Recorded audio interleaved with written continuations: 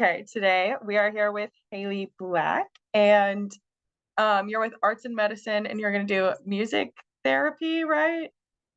Or is Well, it more like so I studied music therapy for a couple years at UA, and okay, honestly, I loved in hopes to, of course, be a certified music therapist one day.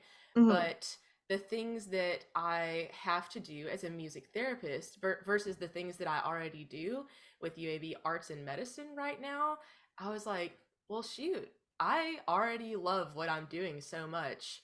The things that I had to do with like music therapy was not actually what fulfilled me. I mhm, super admire the field and I'm grateful for people like for music therapists. But it's just not my thing. And yeah, so I've studied music therapy for 2 years, but went on my own little route of just basically studying music in general, mhm, specifically jazz right now. I'm just using it as like this pedagogy to help me be a better musician.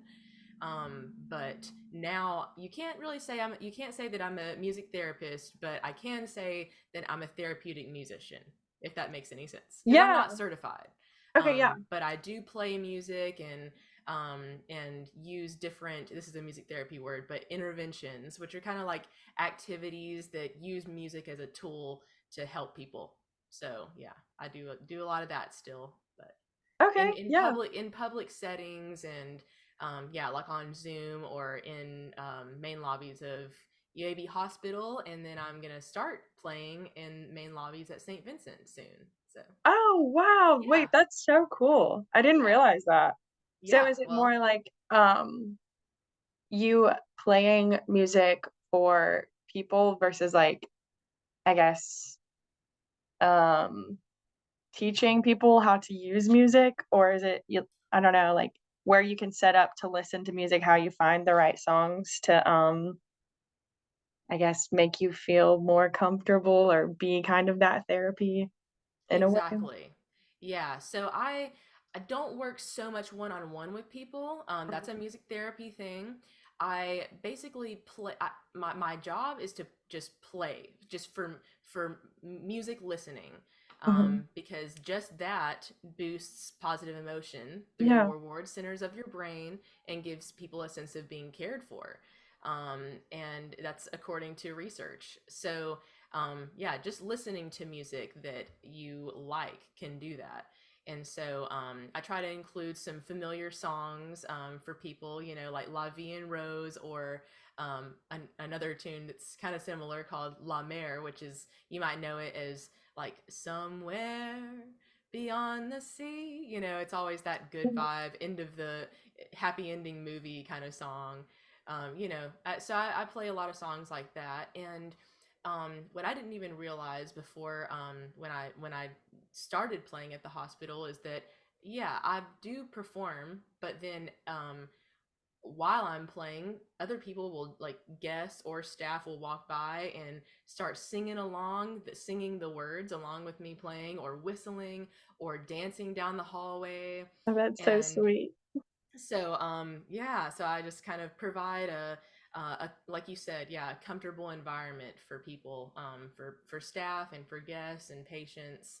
And some people will want to talk to me after I've finished a song, and they're like, hey, how do I get involved, how do I get started playing an instrument? Like, I don't feel capable, maybe starting right now. Is it too late? And I just like kind of boost their, motivation to do it, because really it just takes dedication and persistence, and just kind of have to think of it like a meditation, sort of, because Yeah. even learning an instrument can be a therapeutic thing if you know how to make it that way.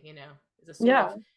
of way to come away from whatever worries or challenges that you have in your life, health wise or whatever, and focus on this thing for a minute, and then come back to your life, kind of Yeah. like meditation.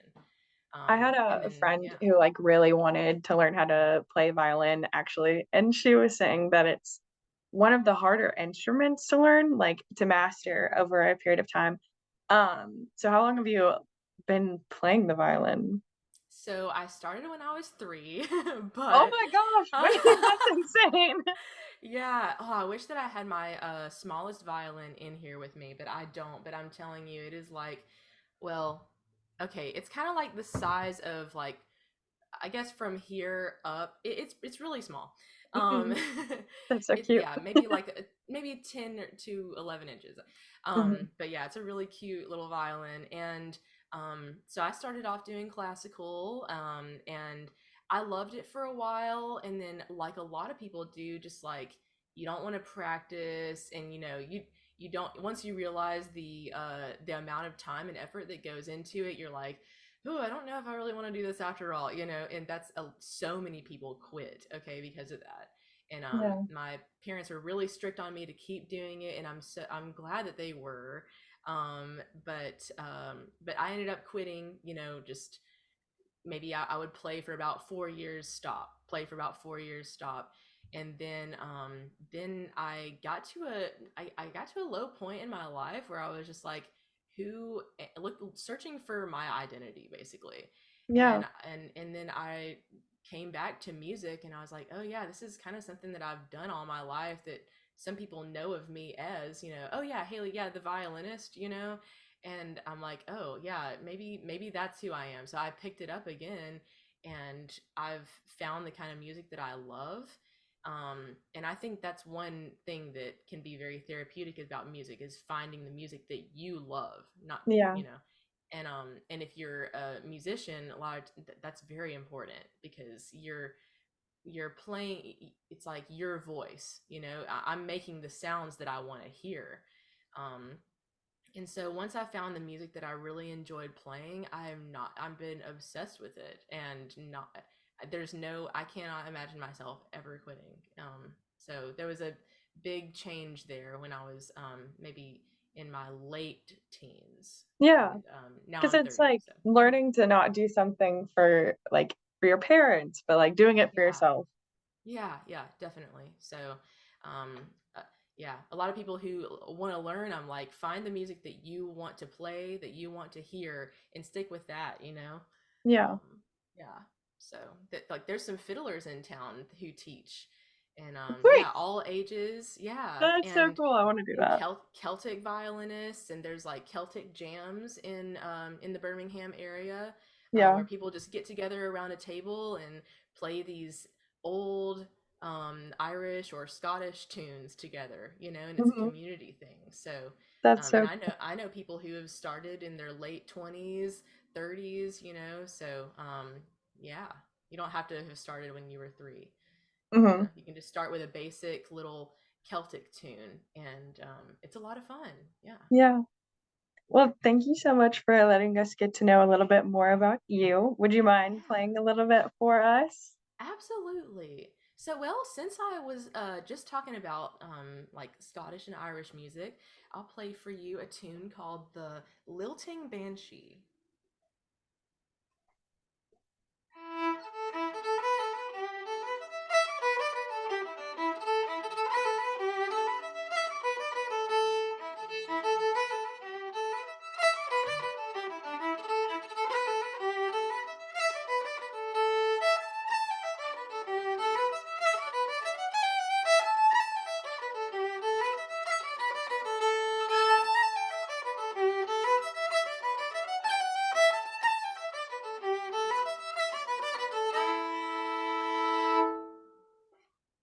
So That yeah, was I play that in the awesome. hospital every now and then, and some people will like come skipping down the hallway like in a joking way, and also that's kind of if the vibe is right. It's a little more of an upbeat song.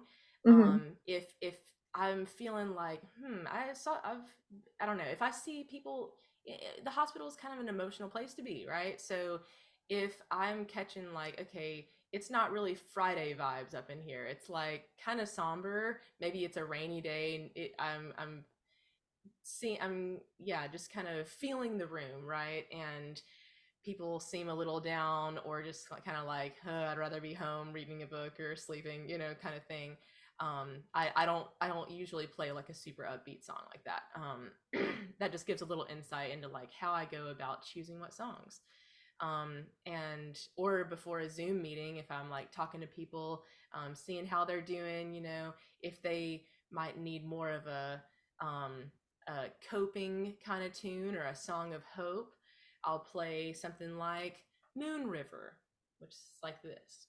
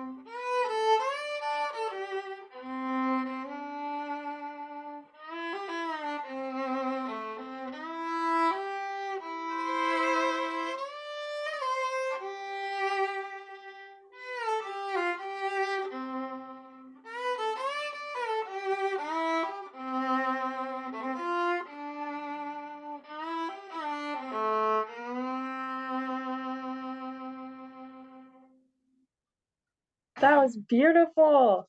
Thanks a lot. Thank you.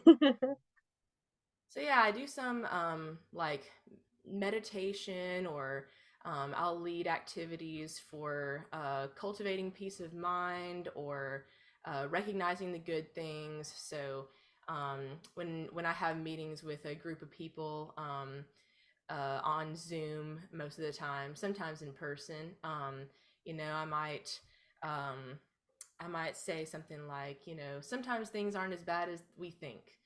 So if we change or we can change unhelpful thoughts into a neutral or positive one, you know, see if you can do that.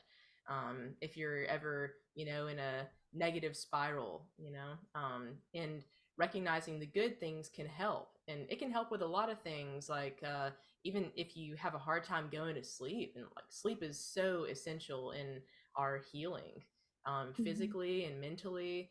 And you know, sometimes people will say, right, like I just couldn't go to sleep last night, my wheels were turning, you know. And when our wheels are turning, a lot of times we're worrying about the future or the past. And so a way to stay in the present is to basically think about what we're grateful for, which can sound so annoying, but like really it can help. Just, you know, trust me. And Yeah. so I'll play like a verse. Let's see. So so while I play this, just think about simply what you're grateful for.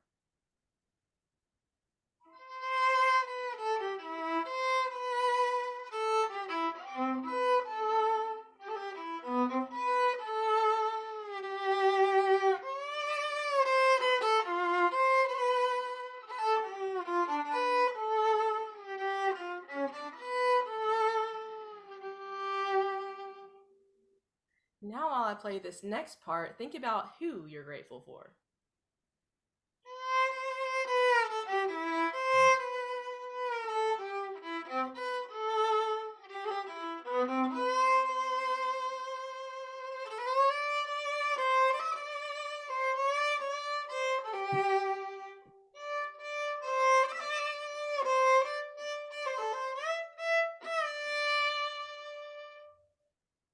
Now, I want you to think about what exactly you're grateful for about others.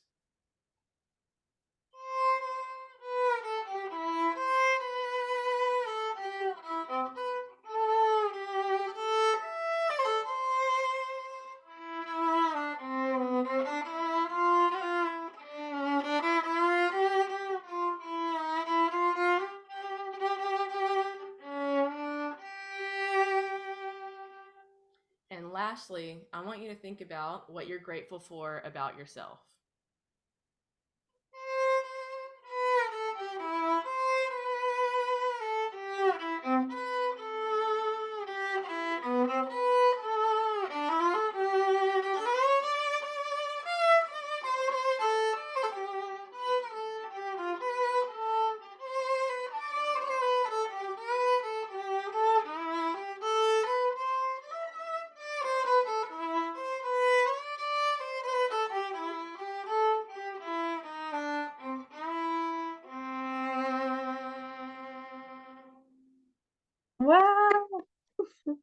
thanks. Yeah, so I hope that made you feel better and gave you maybe a different state of mind after doing that. So, yeah. No, And thank I you yeah. so much. Yeah, No, you're welcome. I know that I already feel better just like by listening and being here. So thank you so much, Haley, for playing for us today and For sharing sure. about yourself. Yeah, thanks a lot. A lot. Thank you for having me. And one thing I wanted to add is that you probably maybe noticed that I went off into a different sort of improvisation. I improvised on the melody a little bit there at the end. And you can just do that like with your voice. You know, they Mhm. call it scatting, right, in the jazz world. And so you can just kind of it's a what I'm trying to think of the phrase. It's like yeah, self expression.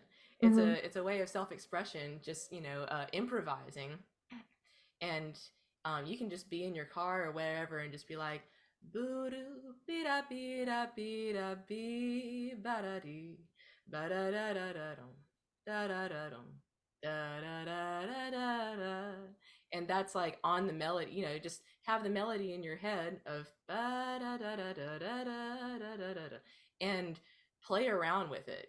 Just sing all around it. And it Mhm. can be really freeing. It can be so freeing to sing. I know I feel better after I sing.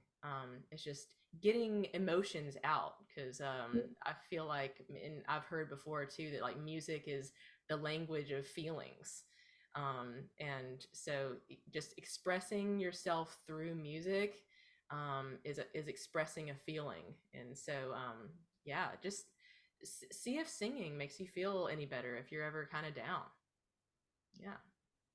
No, that's so good. I love that. I Yeah. love to sing in the car.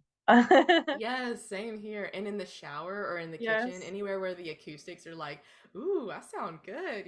Like, Yeah. yeah. And you can Yeah. sing as loud as you want without anyone hearing. Uh-huh. Yeah, yeah. Yeah, nobody can see you. You're in your car.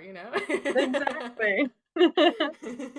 Sometimes I need to step back though and make sure that I'm paying attention to driving. I True, get a little definitely. too Yeah. into it. Right, yes. Well, thank you again, Haley. I think I'm Yeah, gonna thank go ahead and you. stop the recording. Yeah, that was a lot of fun. Let's see.